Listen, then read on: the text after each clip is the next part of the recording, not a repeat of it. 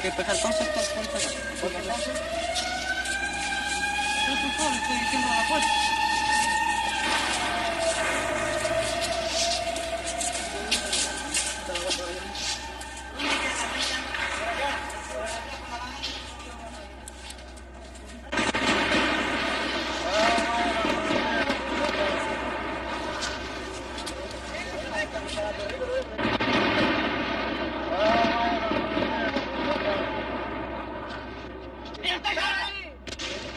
Santiago de Chile, 29 de junio de 1973. Al no poder destituir constitucionalmente al presidente Allende, la estrategia del gobierno norteamericano y la oposición chilena pasa a ser la estrategia del golpe de Estado.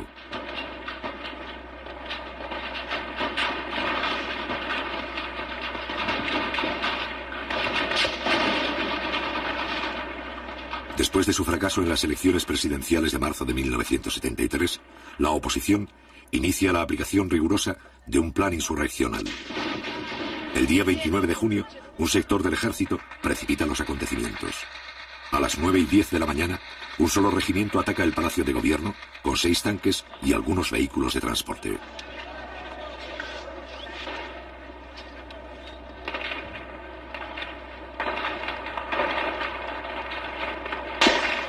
Un poco más tarde, un corresponsal argentino filma su propia muerte. También registra, 2 meses antes del golpe final, la verdadera cara de un sector del ejército chileno.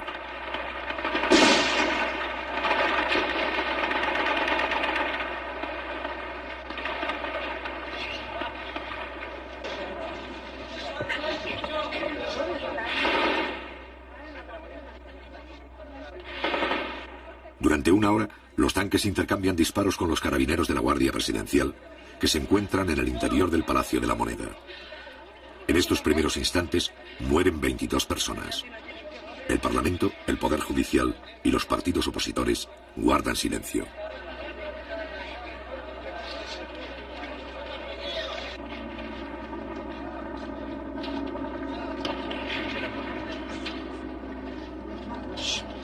Sin embargo, las tropas golpistas no reciben el apoyo del resto de las Fuerzas Armadas.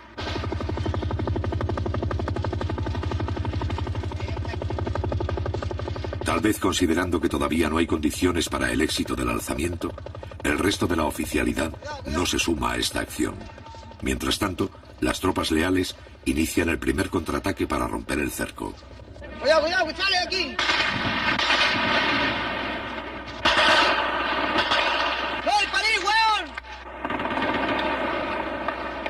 A las 10:30 se movilizan más soldados leales en dirección al centro de la ciudad. Avanzan por la carretera Panamericana Norte hacia la capital 10 vehículos de transportes de tropa del Regimiento de Infantería de la ciudad de San Felipe. La población civil debe guardar calma.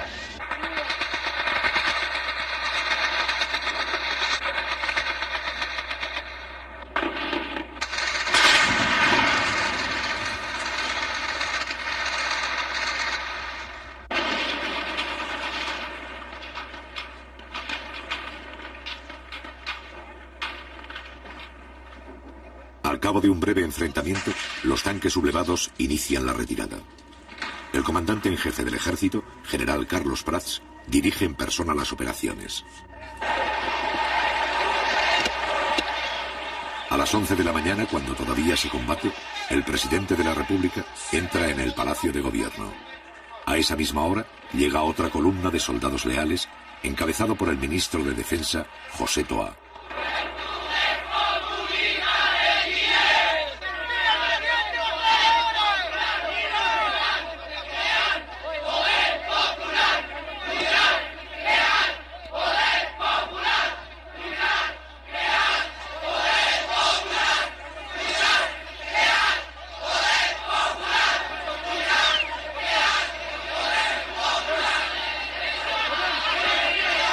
Si bien la situación empieza a controlarse, todavía hay algunas fuerzas que no se han rendido.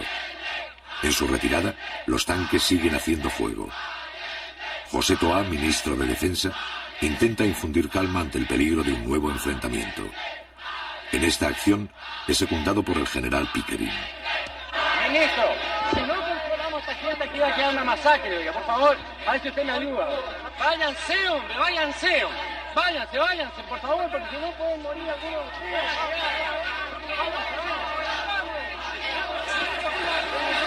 Los generales Pickering, Sepúlveda y Prats encabezan el grupo de oficiales más resueltos en sofocar la asonada.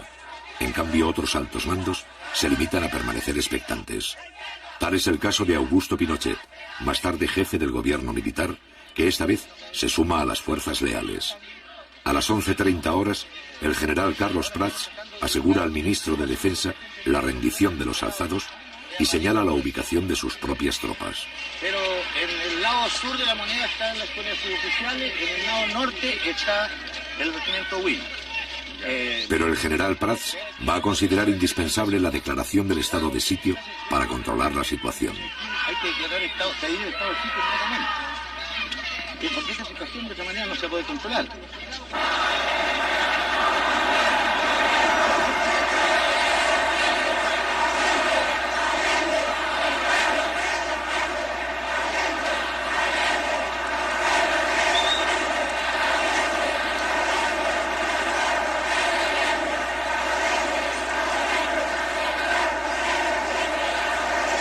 A las 12 del día, cuando ya está confirmada la derrota del alzamiento, el Partido Demócrata Cristiano manifiesta su apoyo al régimen constitucional.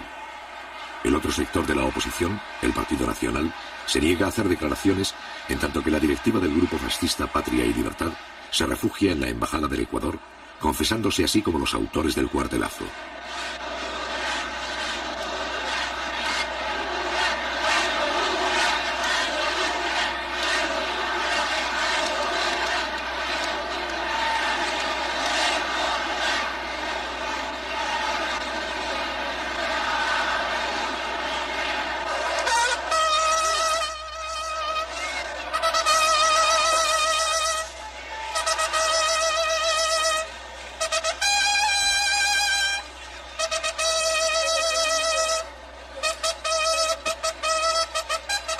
A las 6 de la tarde, la bandera presidencial es arriada por la guardia que ha defendido el palacio. Durante 2 horas, esta compañía, al mando del teniente Pérez, se ha negado a entregar la sede del gobierno. Junto con el general Prats, son los héroes de la jornada.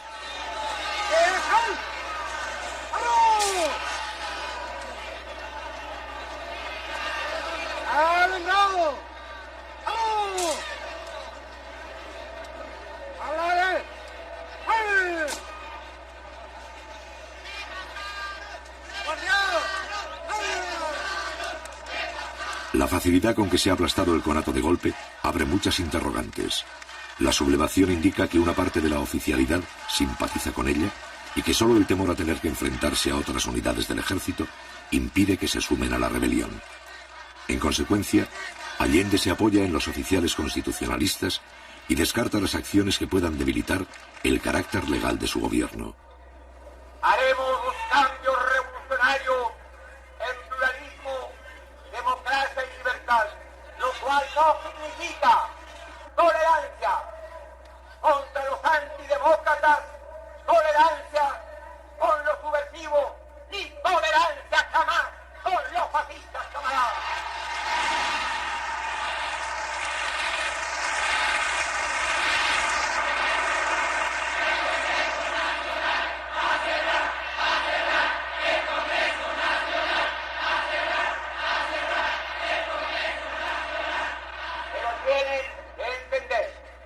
¿Cuál es la real posición de este gobierno? No voy porque sería absurdo cerrar el Congreso. No lo voy a hacer.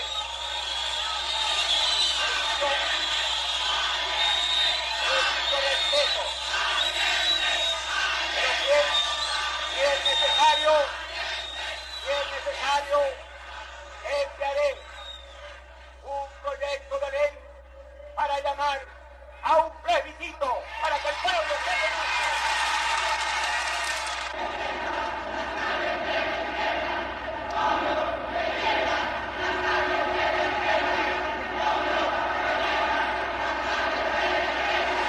Al otro día, Allende solicita al Congreso la aplicación del estado de sitio. Mientras tanto, Desde la mañana del 29 de junio, los trabajadores de izquierda asumen el control de fábricas, empresas, minas y centros agrícolas a lo largo de todo Chile.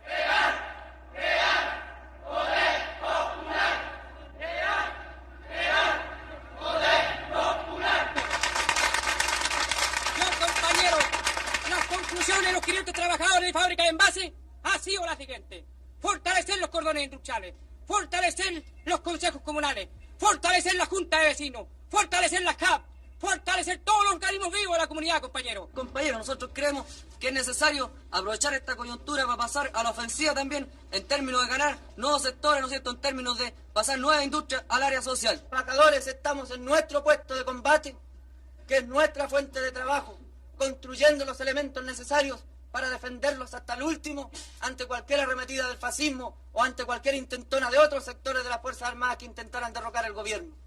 Nosotros creemos que debemos asegurar bien nuestro puesto de combate, que está en las industrias primero. Al mismo tiempo se fortalecen todas las formas de poder popular, en especial los cordones industriales. Cada cordón industrial es una agrupación de fábricas y empresas que coordinan las tareas de los trabajadores de una misma zona. En las principales ciudades del país se han constituido 31 cordones industriales, de los cuales 8 pertenecen a Santiago. Compañero, ¿a qué representa usted aquí? Cordón Macul, compañero. ¿Usted, compañero, a qué Cordón representa? Macul. ¿Usted, compañero, a qué Cordón Cerrillo, Maipú. ¿Usted, compañero, a qué representa? Cordón Cerrillo. ¿Usted, compañero, a qué Cordón Vicuña Maquena. ¿Usted, compañero, a qué Cordón Vicuña Maquena. compañero, a qué representa? Cordón O'Higgins. ¿Qué representa? El sindical del Partido Radical. Con el apoyo de los cordones, el gobierno pone bajo el control permanente del Estado algunas fábricas de carácter estratégico, utilizando para ello los mecanismos legales. Compañeros, como todos sabemos, grupos fascistas intentaron derribar el gobierno y al parecer todavía existen ramificaciones de ello. Por lo tanto, sigue el peligro latente contra un proceso que ha iniciado y tomado en sus manos la clase trabajadora. Hoy se resolvió lo que sigue, teniendo presente que la industria de envases de papel aluminio Alusa ha suspendido la entrega de sus productos, lo que constituye un entorpecimiento de la distribución. Y vistos el Decreto Supremo número 338 y la Ley número 16.464, resuelvo. Primero, requísese el uso y goce del establecimiento industrial, maquinarias y demás elementos necesarios para la producción y o distribución de la fábrica de envases Alusa. El 2 de julio, la ley sobre el estado de sitio propuesta por Allende es sometida a la aprobación del Parlamento. Esta ley consiste en otorgar al jefe del Estado facultades extraordinarias. Mediante ellas, el presidente podría nombrar, trasladar y destituir a los jefes militares que crea conveniente. Ofrezco la palabra. Ofrezco la palabra. Cerrado el debate. Durante los 3 gobiernos anteriores, la implantación del estado de sitio ha sido autorizada 2 veces. Los señores diputados que rechacen la proposición les ruego levantar la mano.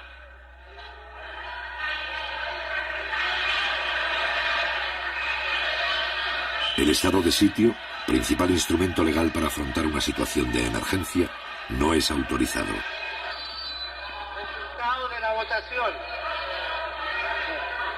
Por la afirmativa 52 votos, por la negativa 81. Queda rechazada la proposición formulada por el Ejecutivo. La iniciativa del Ejecutivo no consigue convencer al Parlamento.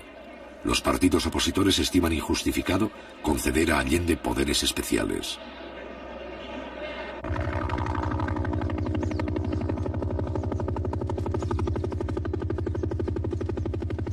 El 2 de julio, el mismo día en que el Congreso rechaza el estado de sitio, la oficialidad de la Armada ordena a sus tropas efectuar un allanamiento en Valparaíso. Un año antes, el Parlamento ha promulgado una ley de control de armas que faculta a los militares para efectuar registros en busca de armamento sin orden judicial ni autorización del gobierno.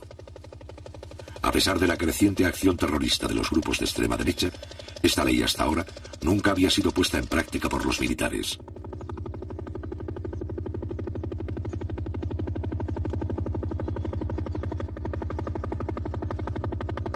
Cada allanamiento incluye el cerco de la industria, la detención temporal de los trabajadores y su posterior interrogatorio.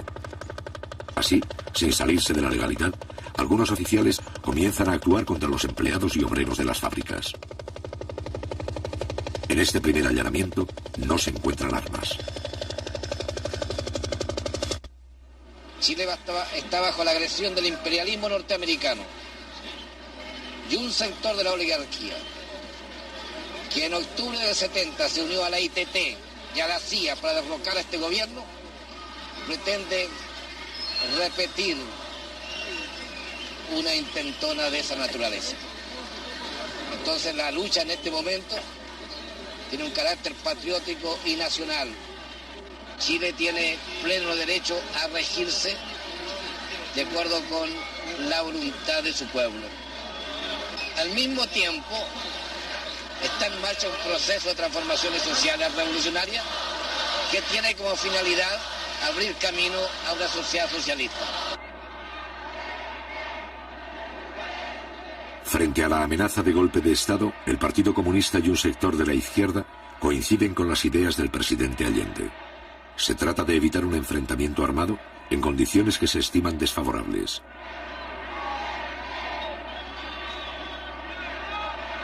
Para ello, este sector plantea apoyarse en los mandos militares que respetan el sistema democrático.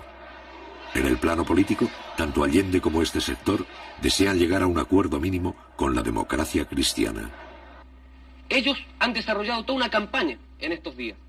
Continúan con su campaña orientada a señalar que se trata, en el caso del gobierno popular, de un gobierno ilegítimo. Yo quiero preguntarle al señor Víctor García Garcena cuál es la opinión del Partido Nacional acerca de los hechos del 29 de junio, del tancazo que culminara con la muerte de más de 20 personas inocentes. Yo quiero preguntarle cuál es su opinión, porque el diario La Tribuna, al día siguiente de este hecho, señalaba que se trataba de un show, porque la Radio Agricultura, durante los momentos en que se desarrollaba el intento faccioso, lanzaba, ¿no es cierto?, al aire consignas tales como: por fin ha llegado el día que tantos chilenos esperaban, por fin las Fuerzas Armadas se han decidido a enfrentar este gobierno totalitario, marxista y los otros epítetos que el partido del señor Víctor García Garcena coloca. Este es un delito político.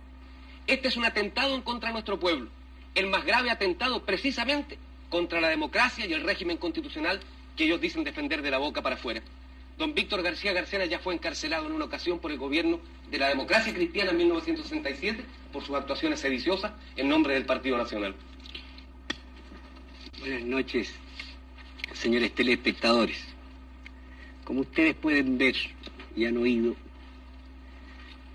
el joven estudiante me ha emplazado a mí diciéndome que soy sedicioso. Óiganlo bien, pero mírenlo a él y mírenme a mí. Miren esa vida y miren la mía. Yo no sé cómo no se han caído las cámaras de vergüenza.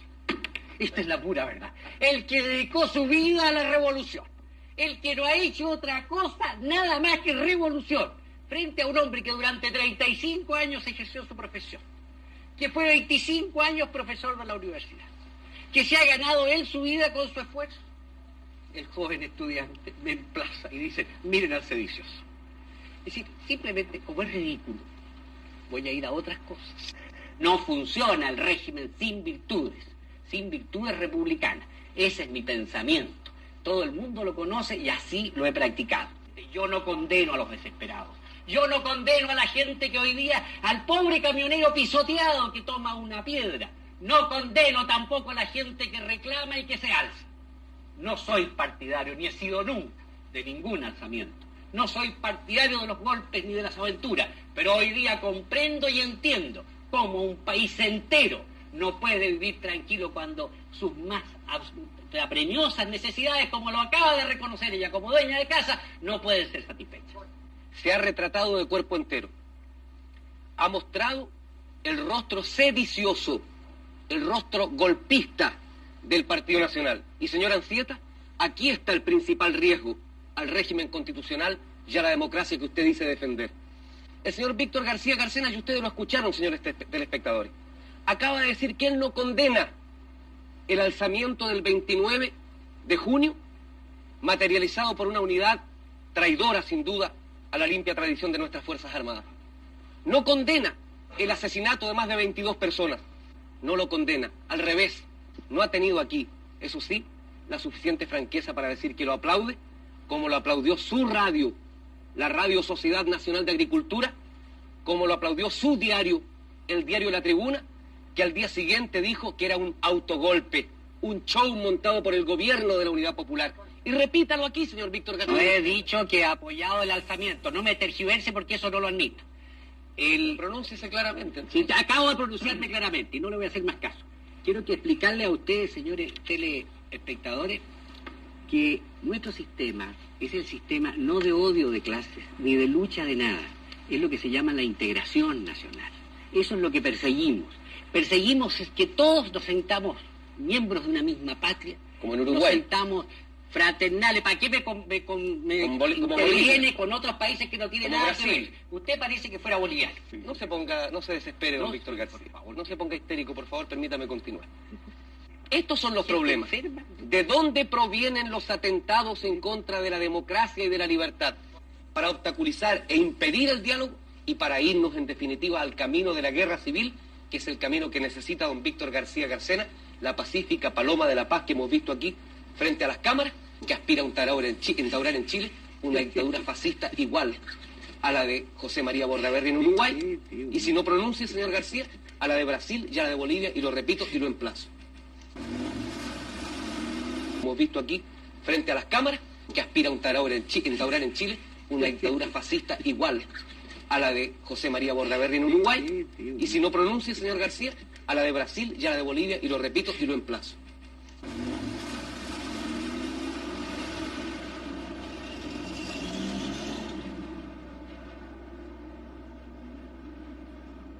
El día 5 de julio, Salvador Allende forma un nuevo gabinete para acometer la crisis y crear condiciones favorables para un diálogo con la democracia cristiana.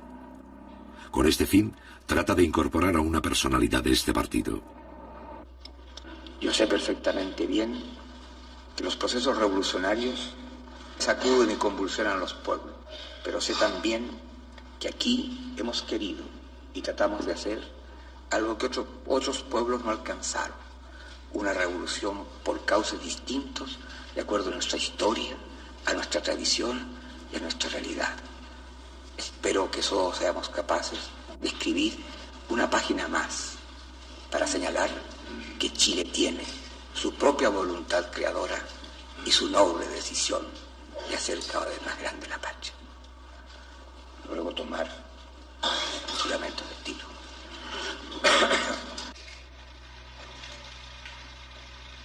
Finalmente quiero agradecer que llamé al rector de la Universidad Católica, Fernando Castillo, y le pedí que formara parte del gabinete. Lamentablemente tenías compromisos que yo respetaba. Respeté entonces las razones y a pesar de muy buena disposición, no pude contar con la colaboración de Fernando Castillo. Sé sí que contará el país con su colaboración en cualquier circunstancia. He querido informarles plenamente de esto y además reiterar que tengo confianza en que superaremos las horas difíciles con el esfuerzo de todos. Muchas gracias.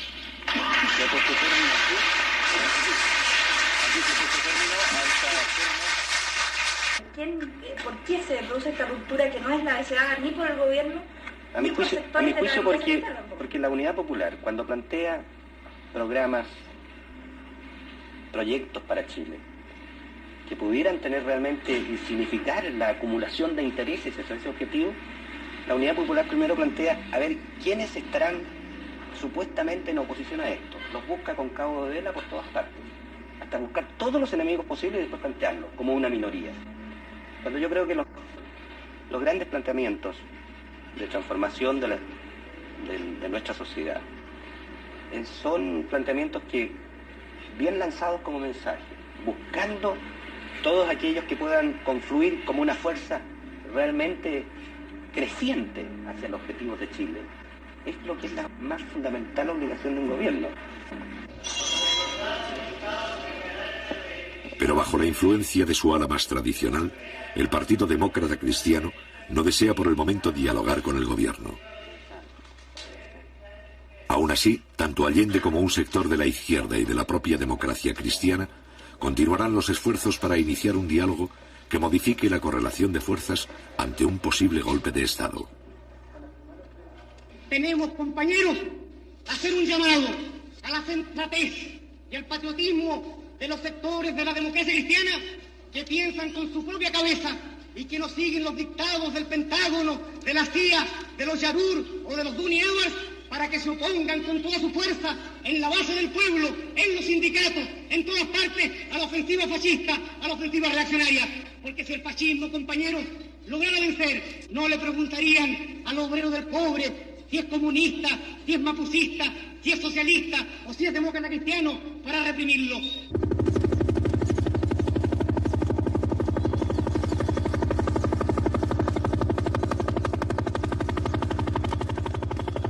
El día 8 de julio, la Infantería de Marina efectúa un allanamiento en Valparaíso. Ese mismo día, la Fuerza Aérea ocupa un cementerio de Santiago con 3 helicópteros. 200 soldados registran las tumbas y los nichos en busca de armamento. En ambos casos, no se encuentran armas.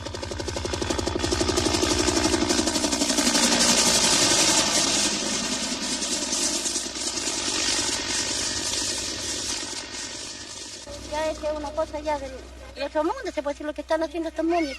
Diariamente, pues mira, venir a sacar los muertos. ¿Cómo se le ocurre? ¿A dónde se ha hecho que los muertos? Porque ellos no tienen balas, no tienen nada. ¿Cómo los van a matar? ¿No le parece? Sacarlos los pobrecitos de ahí. De ahí un hueso se le tira quizás a dónde para que lo hubieran muerto a ellos.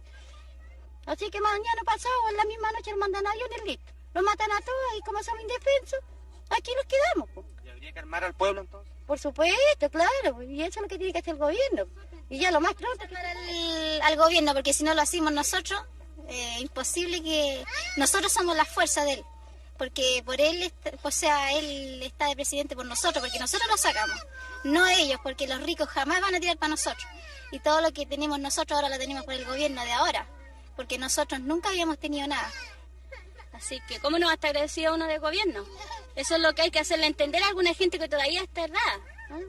Tienen su mente medio extraviada y no me atrevo.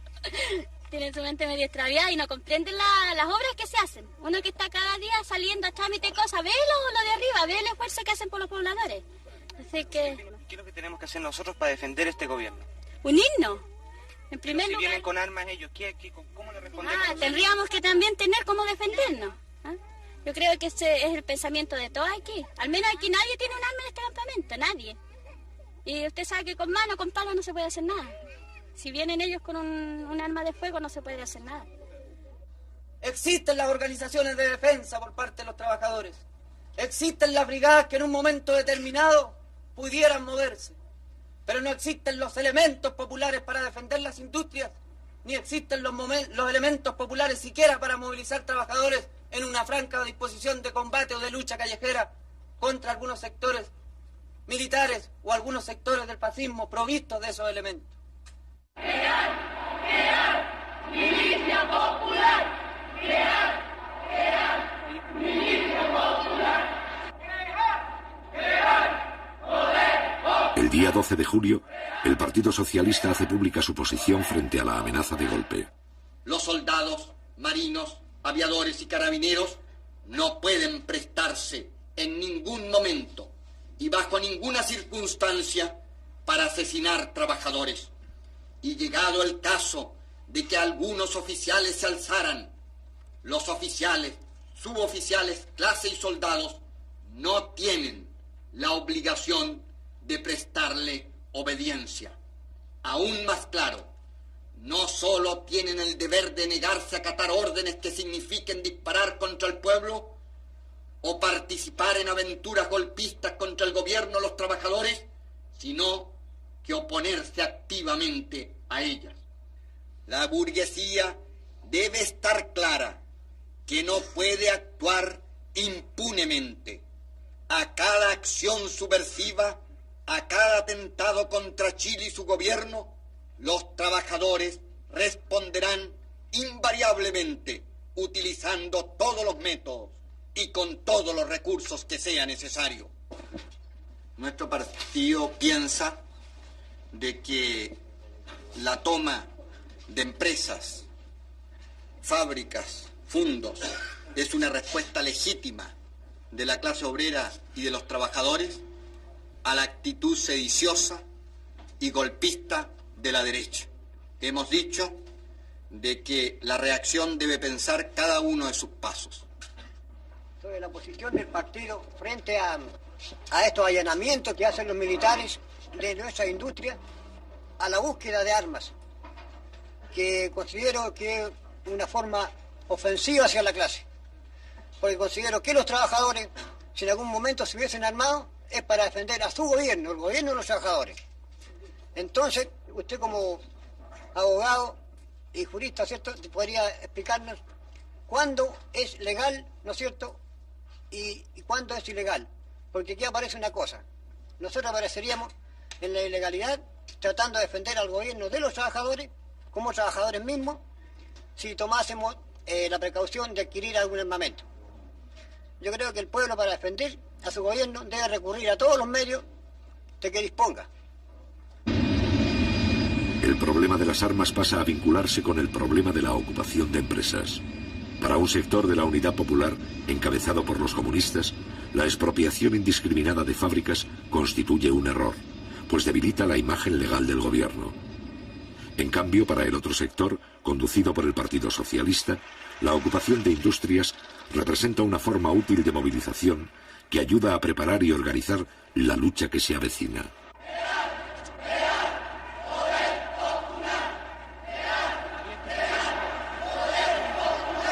Este sector afirma que el choque armado con la derecha es inevitable y que la única forma de encarar un golpe es con la organización de las masas, fortaleciendo el poder popular, en especial los cordones industriales.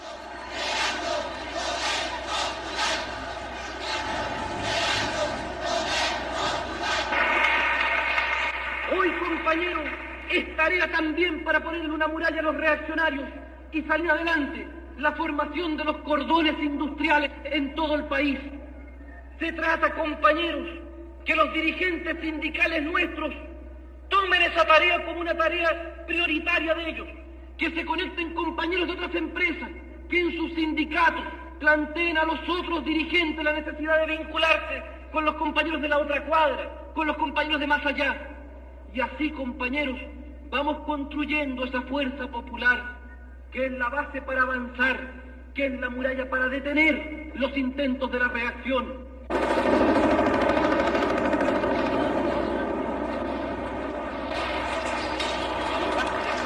El 19 de julio, el regimiento Arauco ocupa la central de trabajadores en la ciudad de Osorno.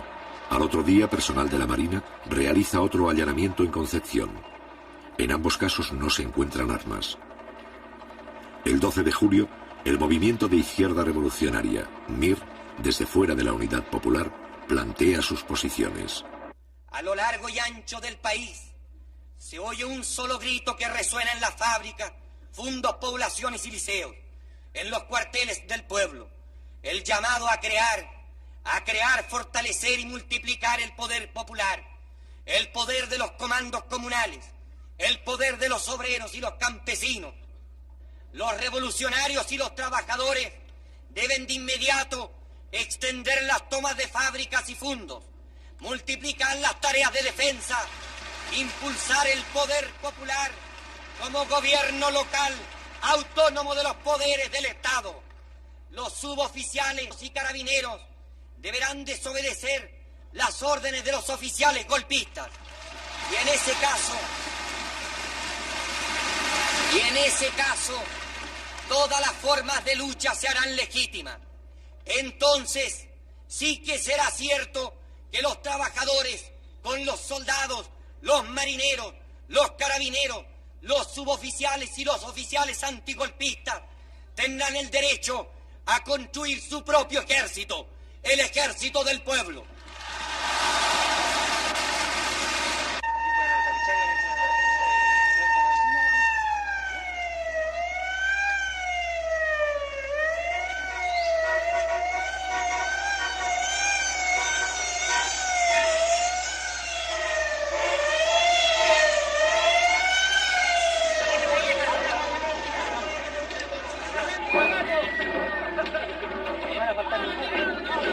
El 19 de julio los trabajadores del cordón industrial Vicuña-Maquena ocupan la principal carretera de su zona.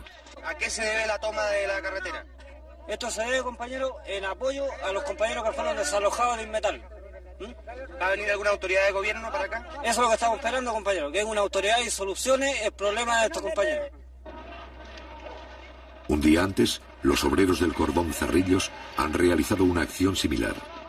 La protesta de este sector de trabajadores se dirige contra los intentos del gobierno de devolver algunas industrias para facilitar así un posible acuerdo mínimo con la democracia cristiana. Las contradicciones de la izquierda sobre la estrategia a seguir para detener el golpe estallan públicamente. A las 11:30, el prefecto de la policía ordena despejar el camino.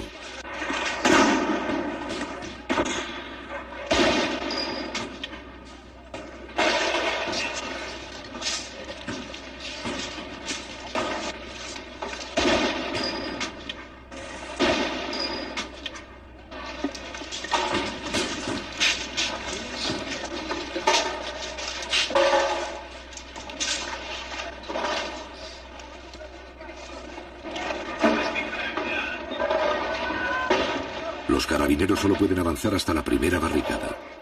Más allá, hay 4.000 obreros a lo largo de 7 kilómetros.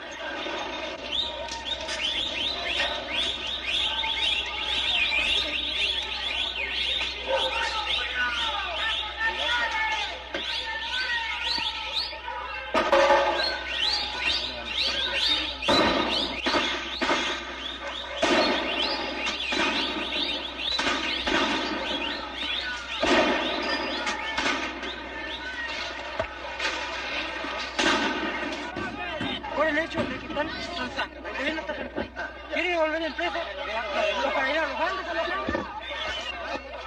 A las 11:45 llega el intendente de Santiago, funcionario de la Unidad Popular y máxima autoridad de la provincia. Su misión consiste en disolver el enfrentamiento. Después de escuchar a los obreros, el intendente Julio Estuardo anula las órdenes de las fuerzas antidisturbios.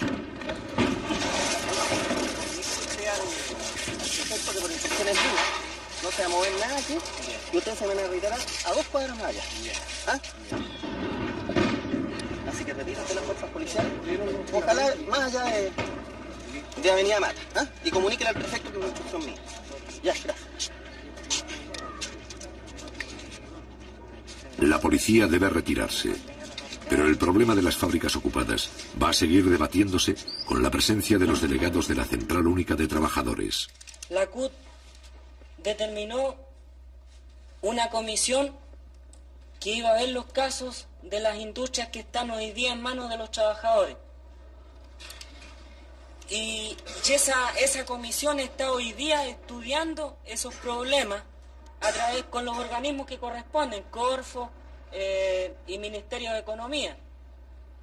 Porque aquí hay que tener claro, compañeros, de que hay muchas industrias que no todas las que están tomadas, porque hoy día en Santiago hay una cantidad enorme de industrias tomadas, no todas van a poder ser pasadas al área social, por diferentes razones.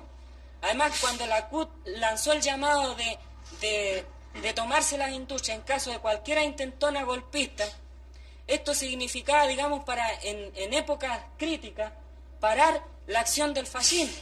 Pero en todo caso eso no significa de que indiscriminadamente todo tipo de industria va a pasar al área social, porque por allí también hay algunos problemas con industrias que están desfinanciadas totalmente y que el Estado, al hacerse cargo de ellas, digamos, en la práctica se hace cargo de callo, cuestión que no puede ser. De manera de que esto se ha estado discutiendo con los compañeros trabajadores afectados de las industrias respectivas.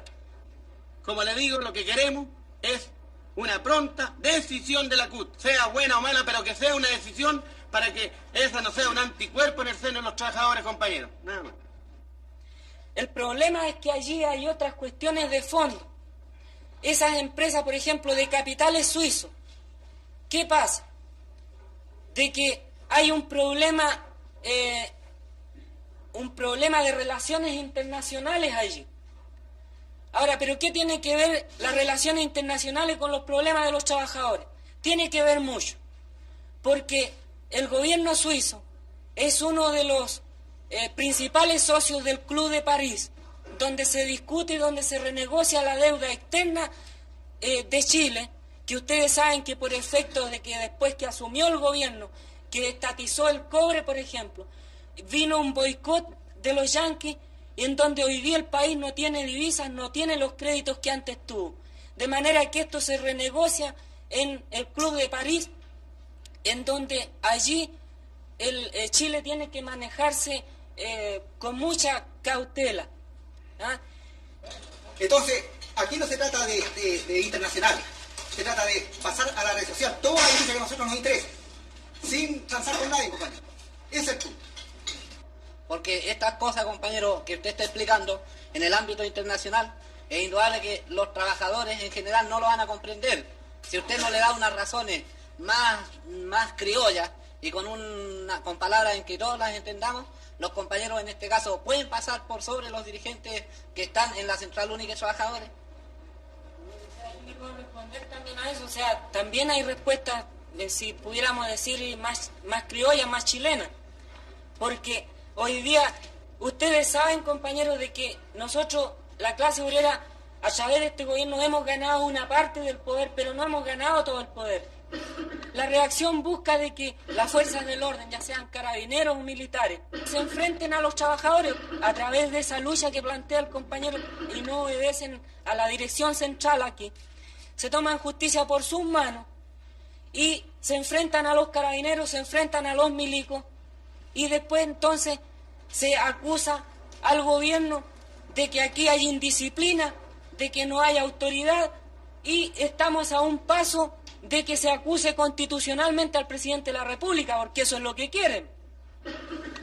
Pero nosotros, compañeros, también tenemos la película bien clara.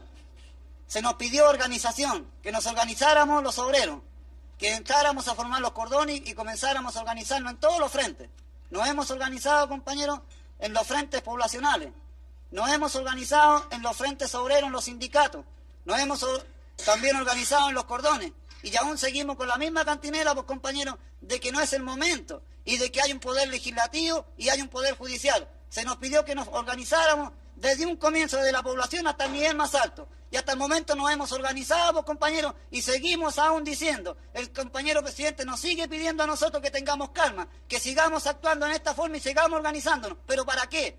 ¿Cuál es el miedo, compañeros, de llegar a presentarnos los obreros en un paro general? Y presentarlo a los pobladores también a su vez y pedir al compañero presidente, como a todo el Poder Ejecutivo, de que una vez por todas se decida, pues, compañeros, cuál es el plan que tiene de lucha, cuál es el plan para que nosotros también al organizarnos nos presentemos frente a ellos y pidamos, compañeros, si es necesario, como presentan los de la derecha, que lleguemos a un plebiscito. Nosotros comenzamos el plebiscito, compañeros, por las poblaciones hasta el nivel más alto. Y le aseguro que ganamos de aquí a Huancagua, pues, compañeros, y pasamos de largo, pues, compañeros. Porque tenemos organización dentro de los campamentos, dentro de los cordones industriales, dentro de los sindicatos. Y la CUT, compañeros, está apernando igual todavía, pidiéndonos a nosotros que tengamos calma y que esto no se puede hacer porque esto pertenece a la reina Isabel, el otro pertenece a Suiza, y así, y en fin, compañeros, siguen inventando cosas. La verdad de las cosas, compañeros, es que el pueblo, los obreros ya nos estamos cansando, porque esto es tramitación.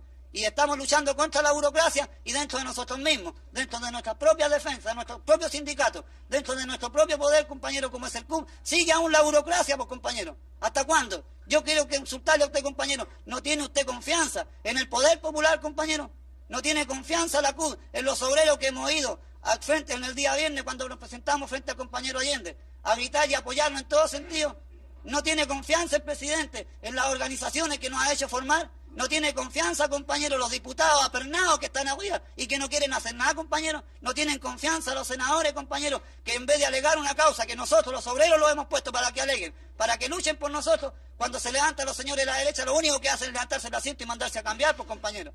Ya está bueno de todas estas cosas. Por algo nos hemos organizado y por algo nos estamos reuniendo en esta noche aquí, pues, compañeros, para pedir que si las cosas están en la área social, bueno, tratemos de hacerlas llegar, pues. Las que no sirven, pues, compañeros, dejémoselas a eso, a los derechistas, pues, compañeros. Dejémoselas a los momios.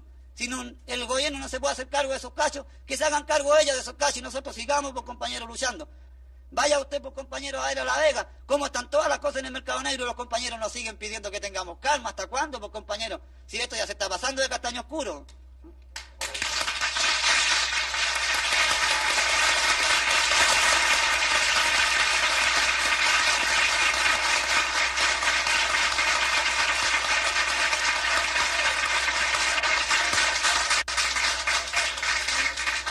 ¿Acaso ustedes no saben la composición de clase que existe hoy día en las Fuerzas Armadas, compañeros?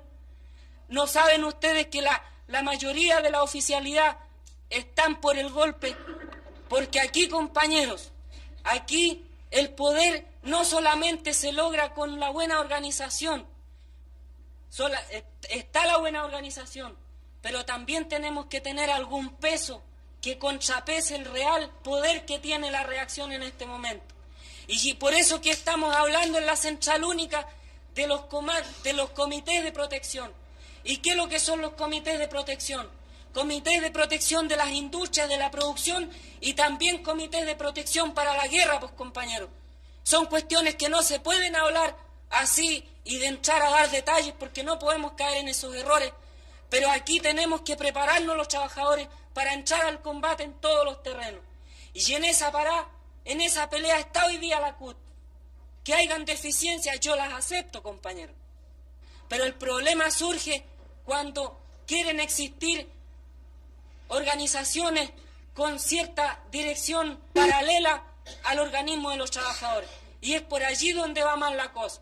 Y por eso, compañeros, es que yo reconozco de que aquí hay muchos compañeros que plantean cuestiones no malintencionadas, pero que son cosas que hay que discutirlas más profundamente, compañeros. No se puede gratuitamente catalogar a tal o cual organización, a tal o cual de dirigente, de tal o cual defecto. Porque yo creo que las organizaciones las integramos todos. Y todos tenemos algún grado de responsabilidad. Y ustedes tienen su organización, pues, compañeros, para plantear este tipo de problemas. Y estamos de acuerdo de que aquí hay que buscar las salidas correspondientes a los problemas que hoy día están planteados. Pero no nos olvidemos, compañeros, de que aquí hay un gobierno que está presidido por el compañero Allende y que tenemos que obedecer a esa dirección, que hay un organismo que son los trabajadores y que hay organismos que son los partidos de la clase que también entregan orientación, pues, compañeros.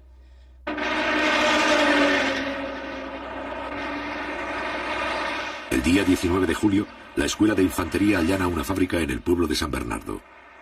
Sin excepción, todos los sectores de la izquierda reconocen la necesidad de preparar la defensa armada del gobierno. Pero la falta de dirección única impide la formulación de un plan conjunto.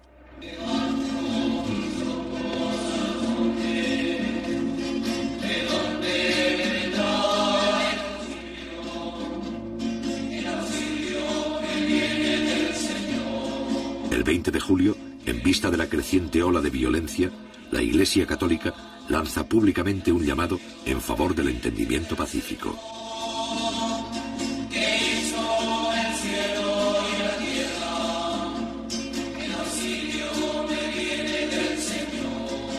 Esta campaña, encabezada por el cardenal Silva Enríquez, culmina con la celebración en todo el país de misas por la paz. Por los representantes del pueblo que ejercen los poderes públicos del Estado, que su competencia, acentuada por la sabiduría y la prudencia que vienen de Dios, los haga estar siempre al servicio de la patria para auténtico bien de las comunidades. Roguemos al Señor.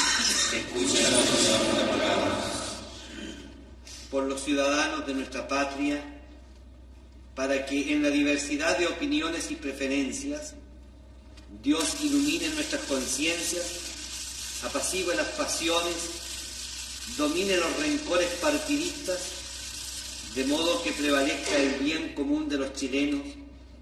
Roguemos al Señor.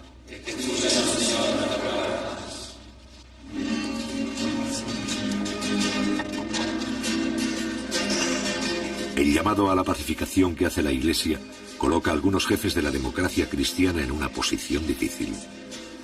Durante 20 días se han negado a aceptar el diálogo con Allende.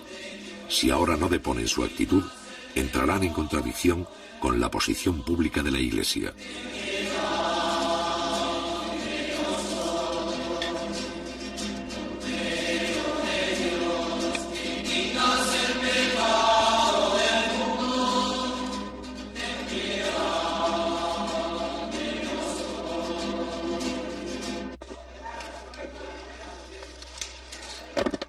Días después, Patricio Aylwin, más tarde presidente de Chile, y Osvaldo Holguín, jefes máximos de la democracia cristiana, llegan al Palacio de Gobierno para entrevistarse con el primer mandatario.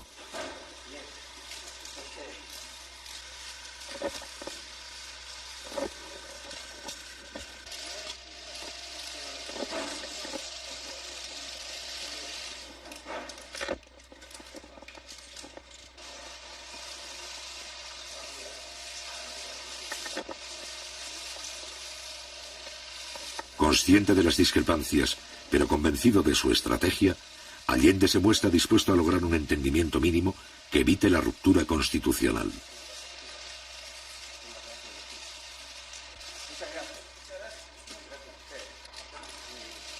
La posibilidad de un cierto acuerdo entre Allende y la cúpula demócrata cristiana causa una profunda inquietud entre los adversarios más irreconciliables del gobierno.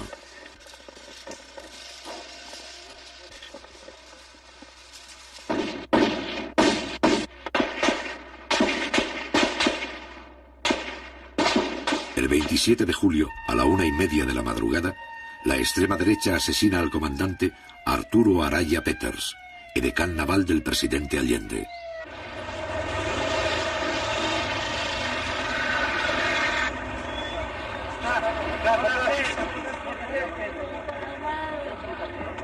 La violencia alcanza a un oficial directamente vinculado al presidente de la República, justo en el momento en que la democracia cristiana acepta dialogar con Allende.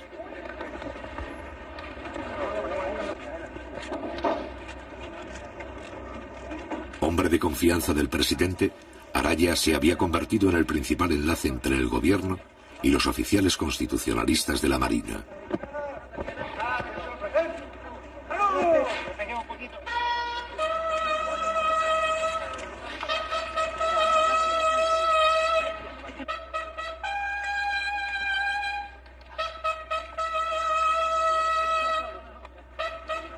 El mismo día 27, los restos del edecán se llevan al Palacio de la Moneda.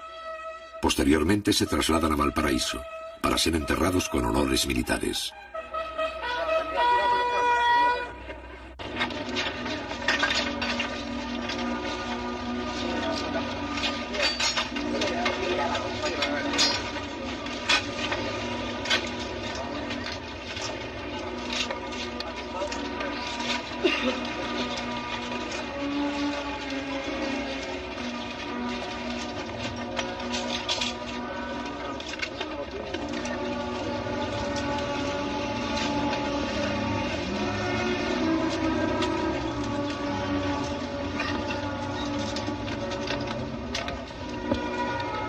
Durante 40 años, las Fuerzas Armadas chilenas no han necesitado intervenir para asegurar la continuidad del sistema.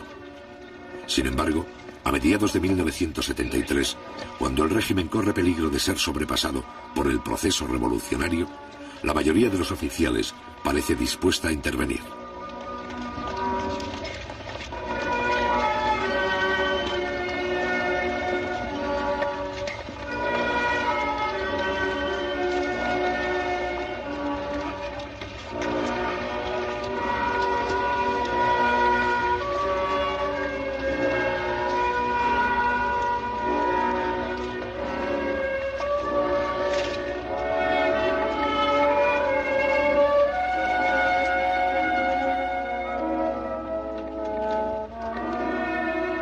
Meses más tarde, en su exilio de Buenos Aires y antes de ser asesinado, el general Carlos Prats declara que una de las razones para eliminar al comandante Araya era impedir que Allende se informara de lo que estaba ocurriendo en los círculos militares de Valparaíso.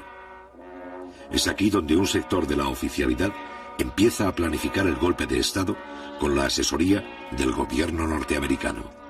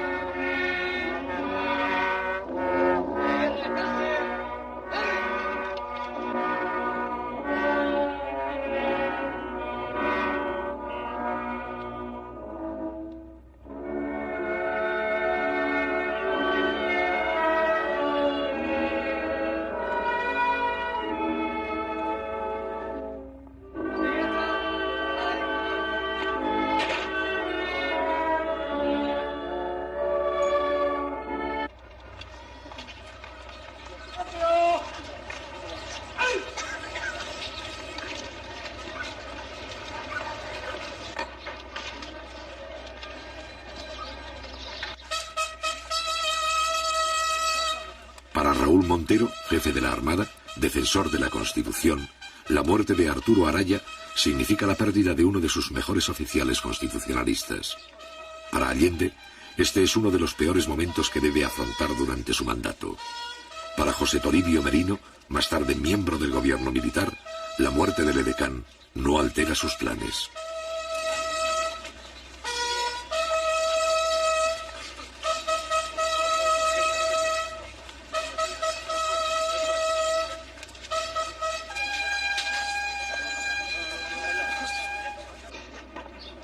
Han despedido los restos del comandante Arturo Araya Peters, el señor comandante en jefe de la Armada Nacional, almirante Raúl Montero Cornejo, y también el que fue su compañero de curso, capitán de navío Guillermo Aldonay Canza.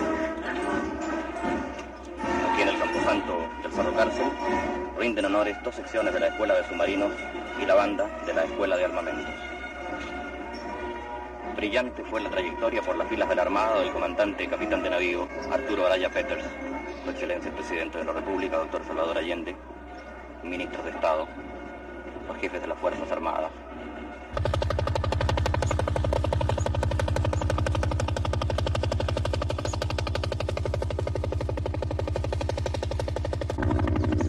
Los allanamientos en busca de armas se intensifican. El día 3 de agosto, los militares rodean una de las principales fábricas del cordón Cerrillos de Santiago. Estos operativos permiten a los oficiales reconocer el terreno y estudiar la reacción de los trabajadores. A su vez, acostumbran a la tropa a enfrentarse con la población civil y vigilan el comportamiento de sus propios soldados.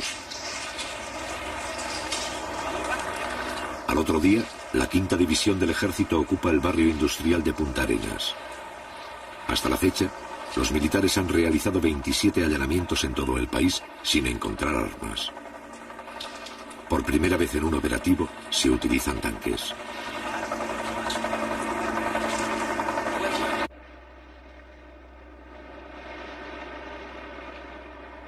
Durante esta semana, los empresarios del transporte declaran un paro por tiempo indefinido. Con esta huelga, la extrema derecha desea precipitar el caos económico y sabotear el diálogo del jefe de Estado con la democracia cristiana.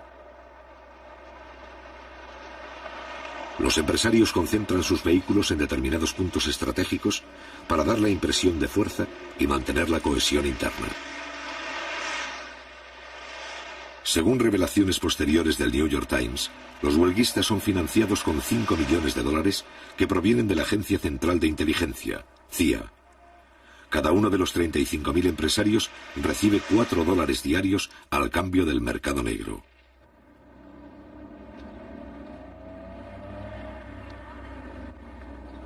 Mientras tanto, en los jardines del Congreso, tal como sucedió con la huelga del cobre, las mujeres de los camioneros recolectan dinero y víveres entre la población. El día 31 de julio, el gobierno decreta la reanudación legal de faenas y envía tractores para remolcar los vehículos paralizados hasta Santiago. Sin embargo, los empresarios se oponen por la fuerza y acusan al gobierno de atentar contra la propiedad privada. Estos hechos son filmados por el Canal 13 de televisión, que simpatiza con la huelga.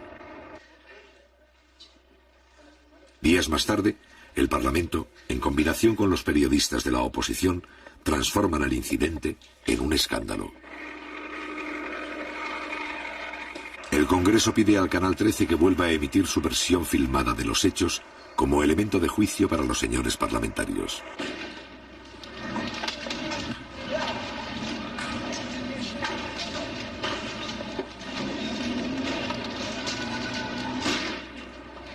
Avalando el reportaje, los parlamentarios consiguen retransmitir estas imágenes al público varias veces, presentándolas como un documento de carácter oficial. Esto pone de manifiesto el poder de la oposición en los medios informativos, así como la libertad de expresión que tolera el gobierno. El bloque opositor controla el Canal 13, primera sintonía de Santiago, así como el 75% de las radios y el 70% de la prensa escrita. En este caso, la incautación de los camiones sirve para alimentar una campaña de desprestigio gubernamental.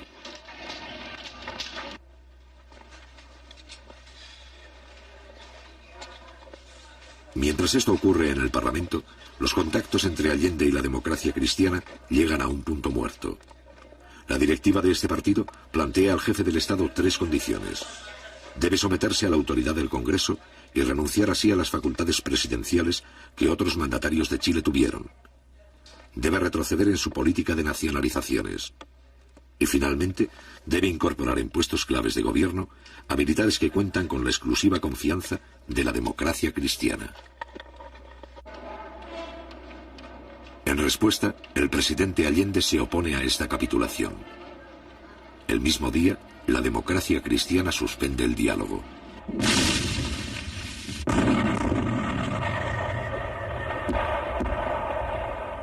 Interrumpido el diálogo, toda la oposición se suma a la escalada antigubernamental.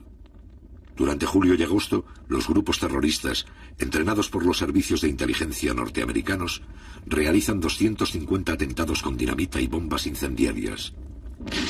Ante el creciente vacío de autoridad, Allende logra el apoyo de los comandantes en jefe de las Fuerzas Armadas y consigue que los militares acepten compartir responsabilidades frente a la situación. Un país no puede vivir sometido a la amenaza de desalmado. Las calles de Santiago fueron sembradas ayer por publicaciones como esta. Ahí habría que preguntarse quién las paga, dónde se imprimen, cuáles son las empresas que se prestan para que se atente contra la vida nacional, contra el gobierno, contra el país. 8 medidas para derrocar al gobierno. Con esa impudicia se está actuando.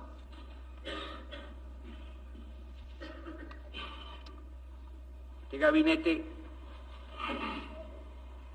tiene que terminar con el paro fascista de los transportistas, con la decisión del que manejará implacablemente la ley, y sabiendo además que cuenta con la solidaridad de la inmensa mayoría de los chilenos, que quieren evitar por todos los medios la guerra civil en nuestra patria. El 9 de agosto quedan incorporados al gobierno los altos mandos militares. El general Prats, jefe natural de los oficiales leales, ocupa el Ministerio de Defensa. El mando del ejército recae interinamente en el general Pinochet, también considerado constitucionalista. Este nuevo gabinete es recibido con discrepancias por la mayoría de los políticos. La derecha lo rechaza. La democracia cristiana muestra división de opiniones. La izquierda duda. Solo 2 días más tarde, los partidos comunista y socialista apoyan la decisión de Allende. Muchas gracias. Ha terminado el acto.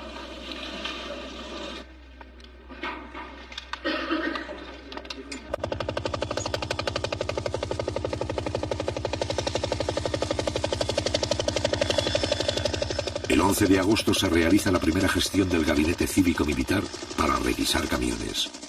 Sin embargo, las iniciativas de los altos mandos chocan con la mayoría de los oficiales que miran con simpatías el paro y se muestran hostiles para sancionar a los huelguistas. Esto pone en evidencia que una parte del aparato militar también está implicado en la ofensiva contra el gobierno. Según revelaciones posteriores de la prensa norteamericana, William Colby, exdirector de la CIA, nunca desmintió el apoyo de su cuerpo en la preparación y sostenimiento económico de la huelga, al ser interrogado por la Cámara de Representantes en Washington en octubre de 1973.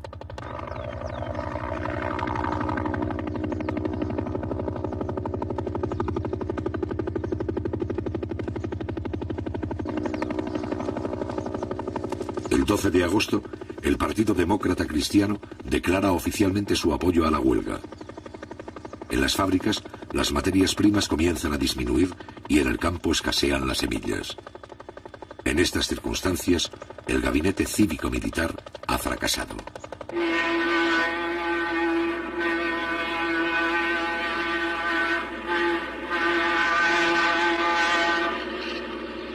Pero la respuesta popular frente a la huelga continúa.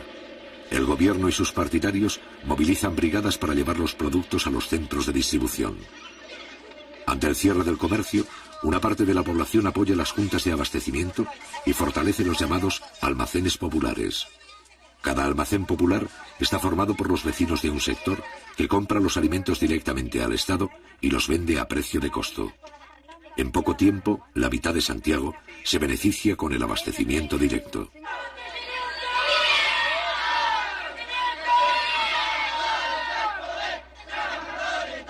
En algunos barrios, los cordones industriales envían piquetes de obreros para vigilar la distribución y abrir los comercios cerrados.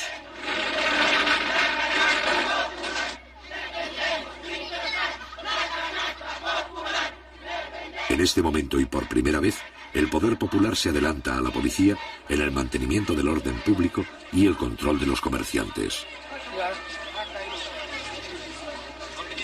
Tenga la bondad de retirarse los niños. Porque este no es un paro de obreros, este es un paro de empresarios de camiones. Yo no creo que haya un obrero ahí que tenga un camión que esté paralizado. Los que están paralizados, los que tienen flotas de camiones. Y esos son los que están manteniendo esta huelga inútil. Este paro es netamente político. Este es un paro netamente político de que están perjudicados nosotros los pobladores. Nosotros estamos pagando todas estas tremendas colitas aquí. Si la cuestión de los camiones se ponen a trabajar, se termina esta cuestión de cola.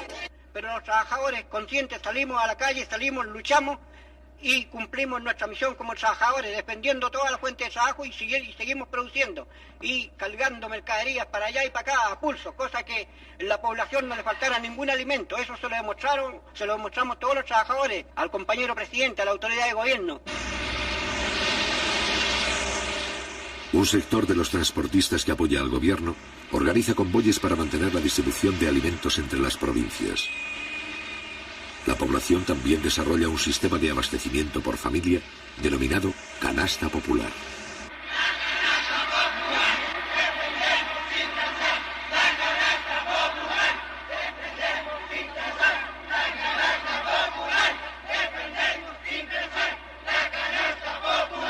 ¿Qué opina usted de la actitud del gobierno frente a la crisis que estamos viviendo?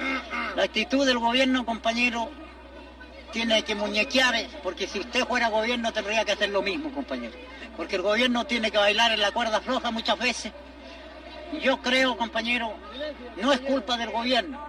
Para mí, como socialista marxista del año 32, a esta parte, compañero, porque yo estuve en la pelea en la República Socialista, a Mamaduque Groves, compañero, y a otro, después que cayó en un error el compañero Groves. Cuando el pueblo le pedía las armas, compañero, y él siendo militar no las entregó, compañero.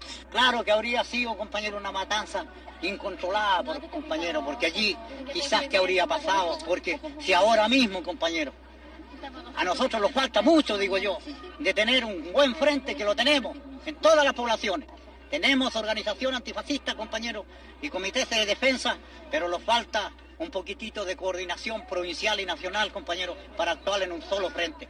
Porque que no los vaya a pasar aquí si viene el enfrentamiento como pasó en España, compañero, que por la división de algunos partidos, compañero, y los anarcos sindicalistas por un lado, los socialistas por otro, y se montó el fascismo de Franco, compañero, en el poder. Mientras tanto, en Valparaíso, un grupo de la marinería detecta la conspiración naval e informa a varios jefes de la izquierda. Esta acción es descubierta por los altos mandos y los marinos son acusados de amotinamiento, encarcelados y sometidos a tortura.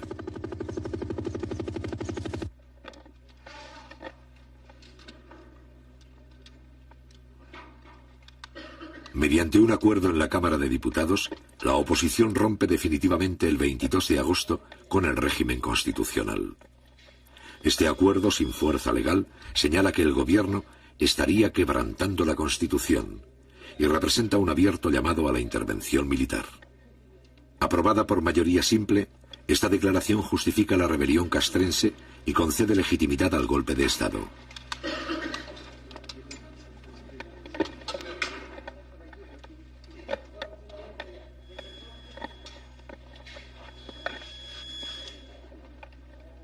A partir de ese momento, los hechos se precipitan. Un grupo de mujeres se congrega frente a la casa del comandante en jefe del ejército, general Carlos Prats, jefe natural de los oficiales que respetan el sistema democrático.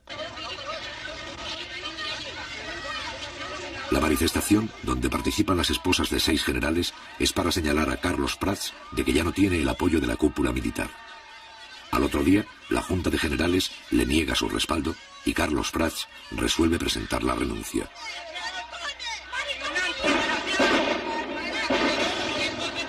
También renuncian los generales Pickering y Sepúlveda, los principales mandos leales. Augusto Pinochet, que aparece como un militar profesional y respetuoso de la Constitución, se convierte en el nuevo comandante en jefe.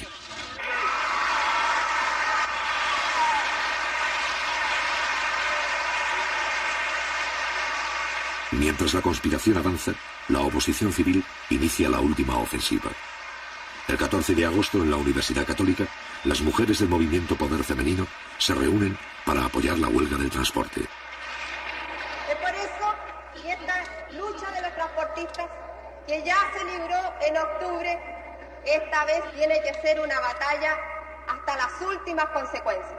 Así lo hemos entendido todos los que estamos apoyando a los transportistas en su justa lucha.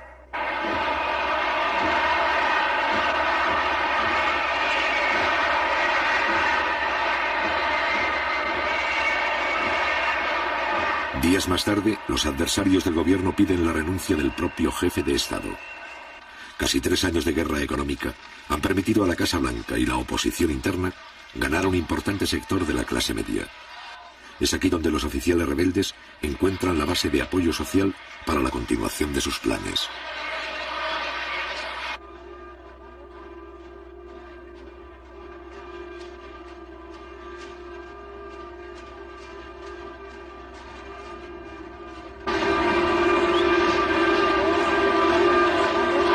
El día 4 de septiembre se cumple el 3er aniversario del triunfo electoral de Salvador Allende.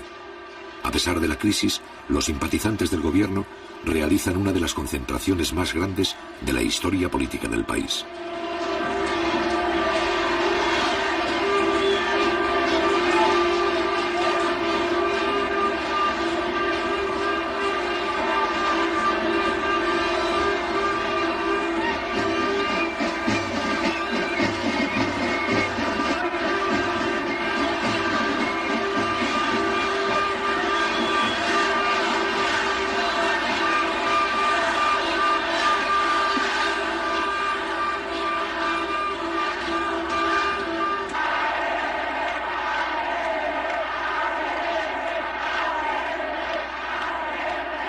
A partir de las 5 de la tarde, más de 800.000 personas desfilan ante el presidente de la República.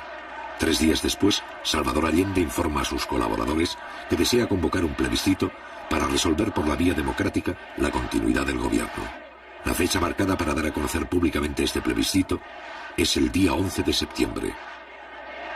Mientras tanto, el desfile continúa.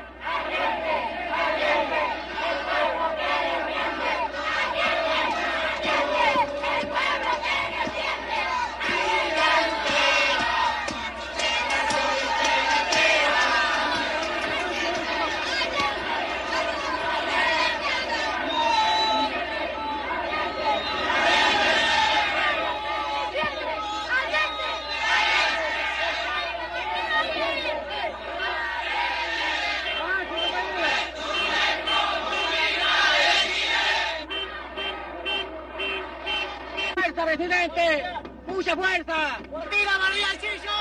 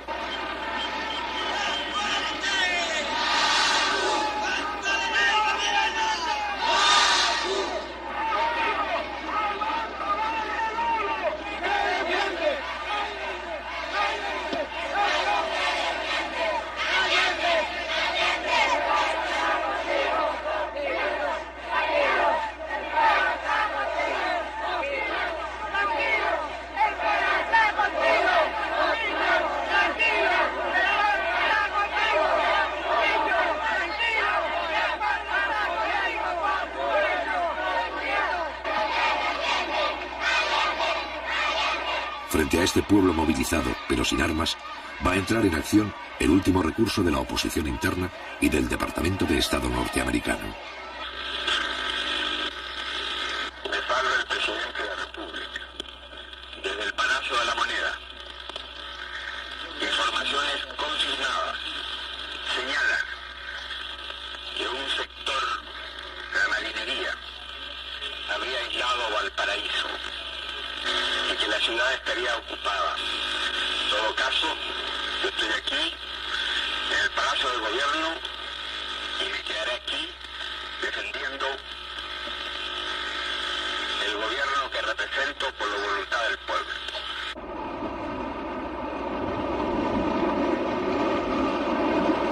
El 11 de septiembre, la Armada desencadena el golpe de Estado en el puerto de Valparaíso. Al mismo tiempo, 4 destructores norteamericanos se acercan a las costas chilenas para participar en la Operación Unitas y mantienen contacto permanente con los golpistas. A las 7:30, el presidente Allende ha llegado al Palacio de la Moneda para impartir las primeras instrucciones.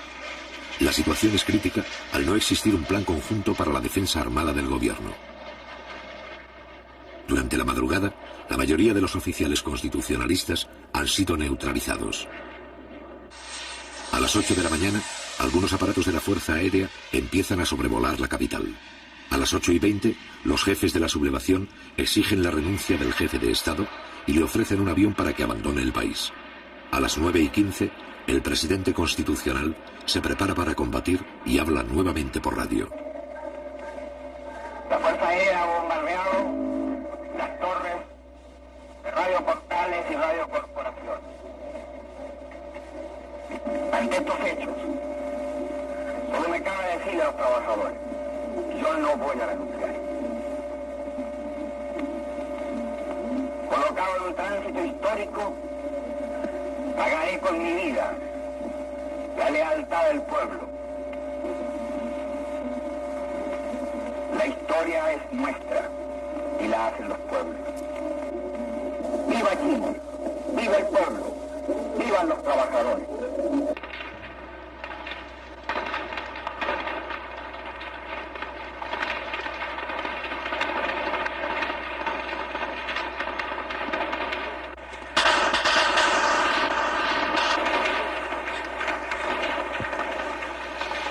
Al cabo de algunas horas de resistencia, los militares envían a Salvador Allende un ultimátum.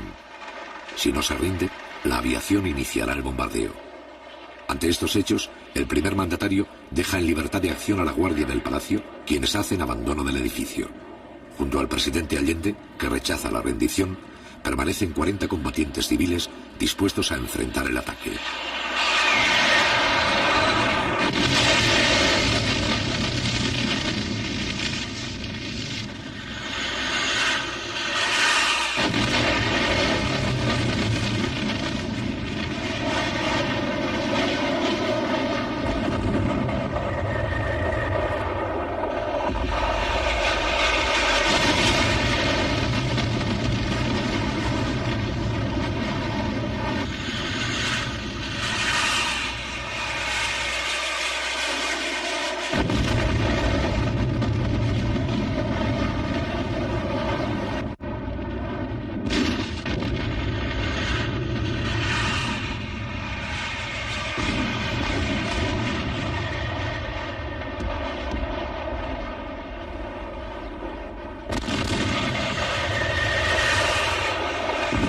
A pesar del bombardeo, los defensores del palacio resisten 3 horas.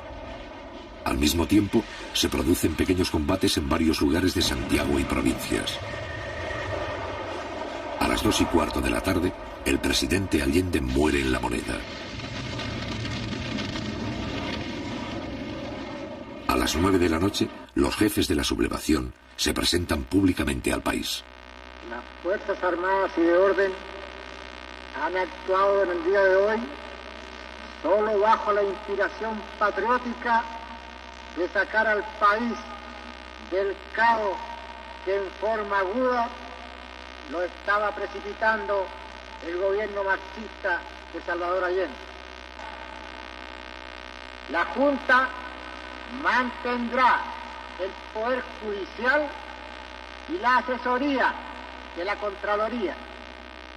Las cámaras quedarán en receso hasta nueva orden. Eso es todo.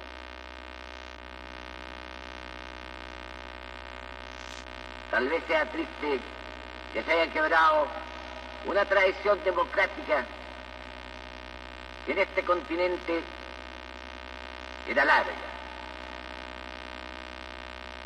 Pero cuando el Estado pierde sus calidades, vienen aquellos que por mandato mantener su vigencia, asumir ese cargo. Hoy lo hacemos. Estamos seguros que Chile entero tiene que comprender el sacrificio que nos significa. No se trata de aplastar tendencias o corrientes ideológicas, ni de ejercer venganzas personales, sino, como dije, de restablecer el orden público y volver al país por la senda del cumplimiento de la Constitución y las leyes de la República.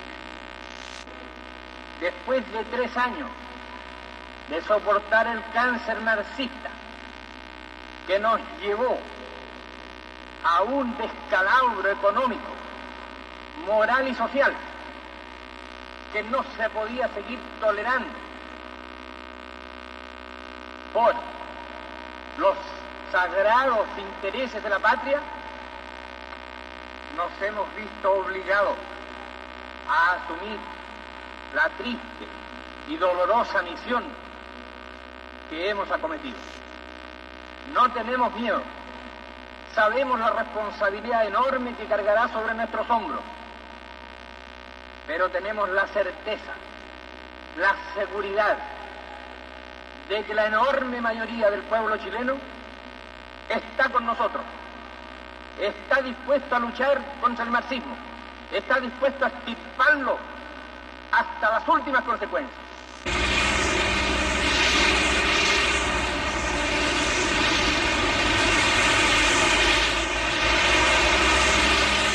A partir del 11 de septiembre, todos los recursos del ejército chileno son utilizados para reprimir el movimiento popular con la complacencia del gobierno norteamericano. La primera resistencia armada ofrecida por algunos cordones industriales, poblaciones, minas y centros agrícolas es aplastada rápidamente en lucha desigual.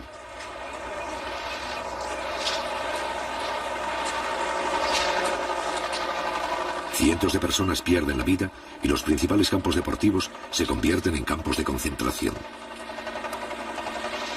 La democracia representativa más larga de la historia de América Latina ha dejado de existir. Sin embargo, a partir del mismo día 11 de septiembre, las fuerzas democráticas comienzan a reorganizarse poco a poco en la clandestinidad y adoptan numerosas formas de resistencia. La batalla de Chile no ha terminado.